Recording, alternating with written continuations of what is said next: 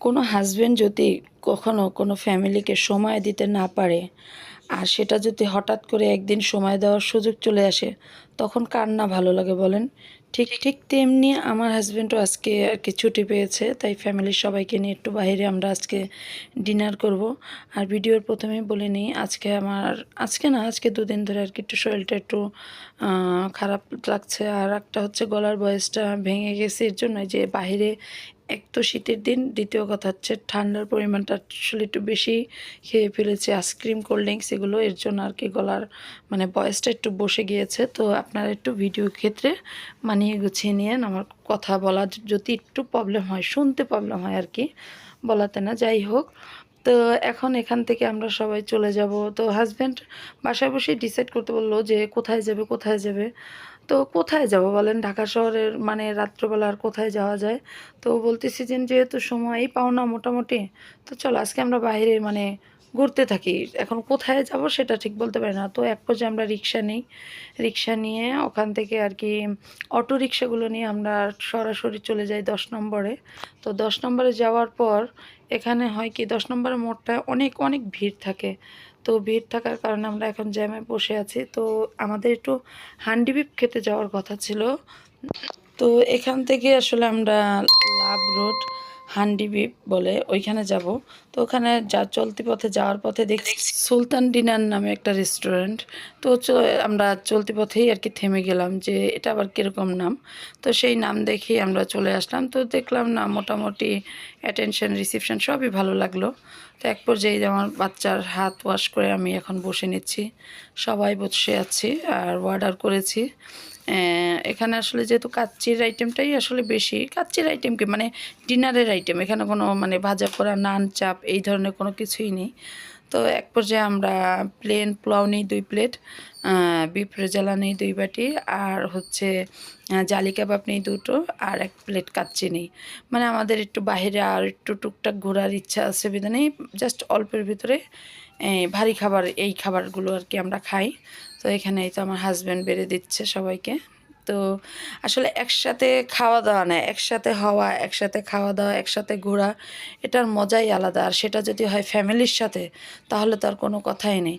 আমার হাজব্যান্ড আলহামদুলিল্লাহ মাশাল্লাহ, কি বলবো, সে এমন একটা মানুষ, সে অল্পের ভিতরে আমাদের সর্বদা খুশি রাখার চেষ্টা করে, বিনোদন দেওয়ার চেষ্টা করে। আর আমাদের সংসারটা, আমাদের এই ছোট্ট সংসারে আমরা অল্পতেই খুশি।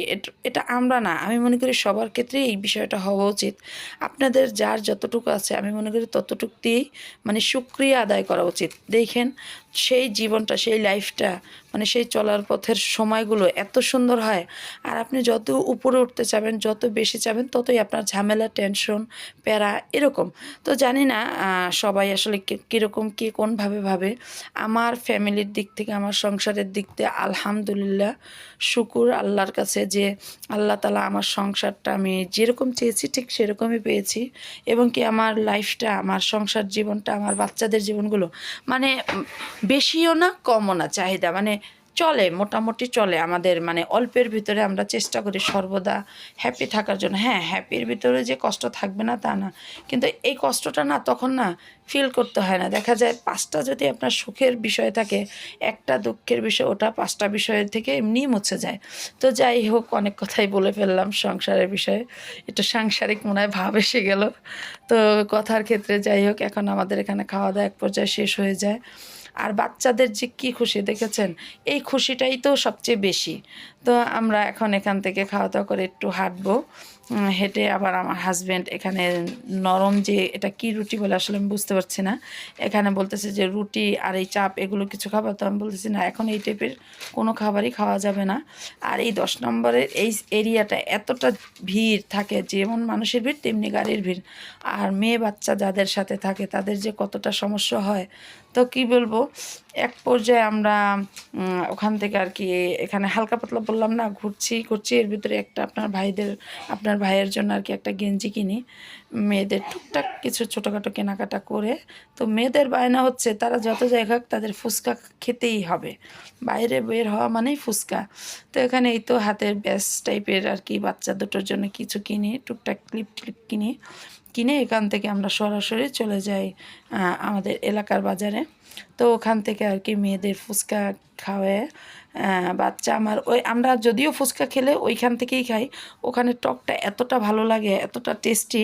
তো তো যেখানেই যত ফুচকা থাকুক না থাকুক আমাদের এই এলাকার এইখানে আমরা ফুচকাটা খাই। তো এইখানে আসলে আমার বাচ্চা তার ফুচকা খেতে পারে না, তার বাজেট হচ্ছে শর্মা। তো যাই হোক, এই তো আমরা চলে এসেছি, রাত্রও ভালোই হয়েছে, প্রায় 10টার উপরে বেজে গিয়েছে। তো এখান থেকে ফুচকা খাই। আর রবিবার দিন যদিও আমাদের এখানে মার্কেট বন্ধ থাকে, কিন্তু আদারওয়াইজ অন্য অন্য দোকানপাট খোলা থাকে, যেগুলো খাবার স্ন্যাক্স শুকনা খাবার টাইপের যেগুলো থাকে। তো এখান থেকে এই যে ফুচকা খাচ্ছি, দেখেছেন বাচ্চাদের খুশিগুলো। তো দেখেন এখানে কিন্তু আহামরি কতটুকু বাজেট না, কিন্তু এই বাজেটটার ভিতরে দেখেন আপনাদের ঘোরা ফেরা, বিনোদন, খাওয়া দাওয়া, টাইমটা মানে খুব সুন্দরভাবে কাটানো সবই হয়। তো মাঝে মাঝে সবার ক্ষেত্রেই আমি বলি কিংবা মনে করি যে আপনি যদি আপনার সংসারে 10 থেকে 15 হাজার টাকা ইনকাম সোর্সের বিষয় থাকে, মাসে 1,000 টাকা ফ্যামিলির জন্য বাজেট রাখেন। যদি ছোট ফ্যামিলির জন্য হয়, হয়তো আমি কথাটা সেভাবে গুছিয়ে বলতে পারিনি কিংবা বলেছি হয়তো কে কীভাবে নিয়েছেন জানি না, মানে সবার বাজেটের দিক থেকে বলি না, আমি মধ্যবিত্ত কিংবা আমাদের মতো ছোটোখাটো ফ্যামিলি যারা আছেন আমি তাদের কথা বলেছি। তো এখানে এসে এই যে আমার ছেলের শর্মার মানে রেডি করছে। তো শর্মার পর বাচ্চাদের ফুচকাও ওখানে রেডি করছে। তো আমি আর কিছুই খাই না, বাচ্চাদের বলি তোমরা এই খাও, কারণ আমার আর খাওয়ার মতো পরিস্থিতিও ছিল না। আর যদিও ভারী খাবার একটু খেয়েছি, এগুলো আসলে আমি খেতে চাচ্ছিলাম না। তো ছেলের জন্য একটা শর্মা নিয়েছি, আর আমার ছেলে কখনোই ফুল শর্মাটা খেতে পারে না, আর খায়ও না, শেষের অংশটা তার থেকেই যায়। তো এই তো 2 মেয়ে 2 প্লেট ফুচকা নিল, আর আমার ছেলে শর্মা নিল। তো যাই হোক, আমার ভিডিও কথা বলাতে যদি কোনো ভুল ত্রুটি হয় ক্ষমার দৃষ্টিতে দেখবেন। আর আমার পাশে অবশ্যই অবশ্যই পাশে থাকবেন, লাইক কমেন্ট শেয়ার করে দেবেন, আর অবশ্যই আপনাদের একটা সাবস্ক্রাইব করে দেবেন। একটা সাবস্ক্রাইবে আমার ভিডিও বানানোর আরও অনুপ্রেরণা জাগায়, একটা কমেন্টে আমার ভালো মন্দ মানে কি বলবো, মানে আসলে কি বলতে হয় এখানে, যে দেখার বলেন শেখার বলেন, দেখা যায় আপনি কমেন্টটা করলেন, এই কমেন্টটায় হয়তো আমি শুধরে যাব কিংবা ঠিক করে বানাবো কিংবা ঠিক করে করব এরকম। তো যাই হোক, আজকের ভিডিও আর বেশি বড় করব না। আর হাসি খুশি সবাই থাকার চেষ্টা করবেন, এতে শরীরের জন্য ভালো, মনের দিক থেকেও ভালো। শত কষ্টের ভিতরেও হাসি খুশি থাকবেন।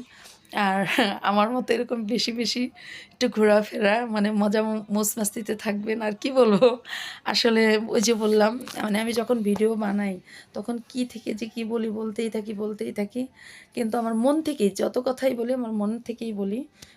তো এখানে আর কি কি বলবো, তো খাওয়া দাওয়া শেষ করে দেখছি অনেক রাত্রি হচ্ছে, বাচ্চাদের খুব তাড়া দিচ্ছি যে চলো, লেট হয়ে যাবে নাহলে বাসায় যেতে যেতে।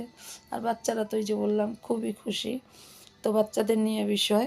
তো আর আমার ছেলে একটা চশমা কেনা, অবশ্য মজার জিনিসটা হচ্ছে আমার ছেলের চশমাটা দেখেছেন, ওকে দেখে আমার হাসি পাচ্ছে, মানে অন্ধ অন্ধ যে লোক বলে না সেরকম, ওর খাওয়াটাও হচ্ছে অন্ধ মানুষের মতো, চলাফেরাটাও হচ্ছে অন্ধ মানুষের মতো, ওর সানগ্লাসটা ঠিক এই টাইপের। তো এখান থেকে এই যে খাওয়া দাওয়া শেষ করে আমরা রিক্সায় চলে যাচ্ছি। তো বাসায় যে সবাই খুব ক্লান্ত, শরীর খুবই টায়ার্ড, যে যার যার মতো শুয়ে পড়বো, আর কোনো খাবার দাবারের প্যারাও থাকবে না, আর থাকলো না। তো ভালোই হয়েছে একদিকে, এই যে বাচ্চারা চলে যাচ্ছে, আর রাস্তাঘাট দেখেছেন অলরেডি নীরব হয়ে গিয়েছে।